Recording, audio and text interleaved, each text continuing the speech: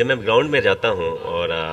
मैं भाजपा के नेताओं की भाषा शैली देखता हूँ, वाक्य देखता हूँ, उनके क्या शब्द यूज होते हैं, तो सबसे ज़्यादा वहाँ पे एक शब्द यूज होता है परिवारवाद।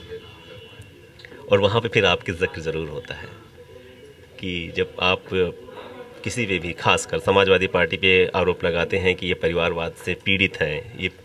परिवारवाद पे हावी रहते हैं, आप पीड़ित इस शब्द भी यूज करते हैं, हावी भी, वहाँ परिवार का ही वर्चस्व है। तो आपके विषय में क्या कहा जाए? आपको माँ जो ये राजनीतिक विरासत मिली है वो माता जी से मिली हुई है, आप परिवारवाद के दायरे में फिर बाहर हैं। देखिए,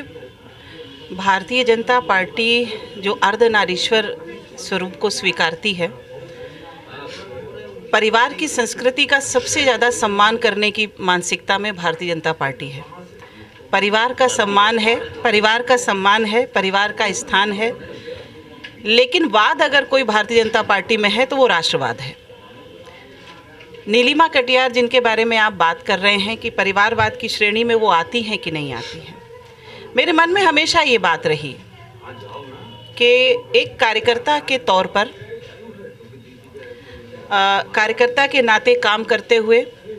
चाहे राष्ट्र सेविका समिति हो, चाहे विद्यार्थी परिषद हो, चाहे भारतीय जनता पार्टी युवा मोर्चा हो, चाहे भारतीय जनता पार्टी के नीचे से काम करके ऊपर तक जाने की प्रक्रिया हो, और काम करने के समय समर्पण, निष्ठा 100% देने की हर एक दायित्व के साथ वो भूमिका हो,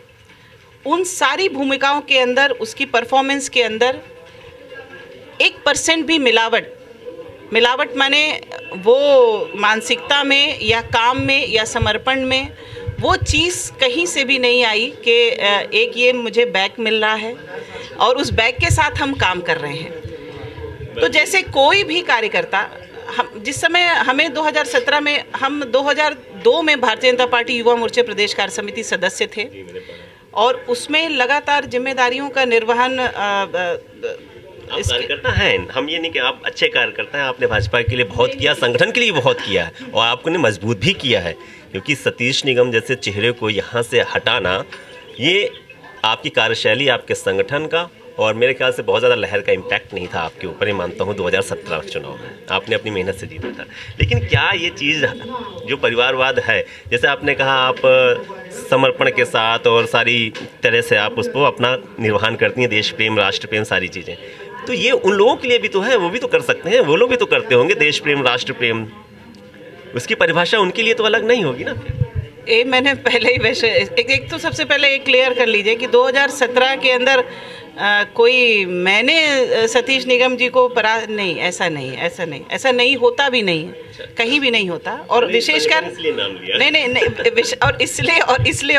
कि कैडर बेस्ड मिशन मोड पर काम करने वाले राजनीतिक दल के लिए तो बिल्कुल ये बात नहीं कह सकते। हम पन्ना प्रमुख और बूथ अध्यक्ष और इस तरह से एक चुनाव के परिणाम के बाद दूसरे चुनाव की तैयारी में जुट जाते हैं। इसलिए एक एक कार्यकर्ता, और जिस प्रकार का माहौल कल्याणपुर विधानसभा के अंदर अराजकता का, गुंडई का, दबंगई का, कब्जे का बन गया था, 6 महीने हम सर नहीं उठा पाए थे, इतनी फाइलें मेज पर जमा थी, कई लोग मिसिंग थे यंग। तो यहाँ ये सब स्थितियाँ थी, ये स्थितियाँ कारण थी, और वैचारिक प्रतिबद्धता से बंधा हुआ कल्याणपुर विधानसभा का एक एक कार्यकर्ता वो व्याकुल था, क्योंकि जिस सुरक्षित वातावरण के अंदर 2012 से पहले ये विधानसभा थी, उसी परिवेश में लाने के लिए कल्याणपुर विधानसभा का एक एक भारतीय जनता पार्टी का कार्यकर्ता प्रतिबद्ध था, और उसी संकल्प को उसने 2017 के अंदर पूरा किया, और इसलिए भारतीय जनता पार्टी 2017 के अंदर वापस आई है। और जो परिवारवाद है, परिवारवाद ये होता है कि कोई ऑस्ट्रेलिया में पढ़ता हो और ऑस्ट्रेलिया से पढ़कर आए और 2 साल के अंदर मुख्यमंत्री बन जाए उत्तर प्रदेश का, ये परिवारवाद है। कोई इटली में रहता हो और इटली से लौट क्या 2 साल बाद नहीं बने। एक सेकेंड, मेरी बात पूरी आ जाए। मेरी बात में राजनीतिक चेहरे के रूप में मैं बात कर रही हूँ। उत्तर प्रदेश की जनता उनकी चुनाव के दौरान सभाओं और रैलियों से उनसे परिचित हुई है। संघर्षों से 2 साल, संघर्षों से 2 साल, ये वाद है, ये वाद है, ये सीधे। और उत्तर प्रदेश के सबसे व्यवस्था के मुख्य पद पर आरूढ़ हो जाए, और केवल उसी कारण से यहाँ 20 साल से कल्याणपुर विधानसभा के एक एक परिवार से पारिवारिक संबंध है, एक एक परिवार से 20 साल हो गए। आप इसको एक जगह पर कैसे रख सकते हैं?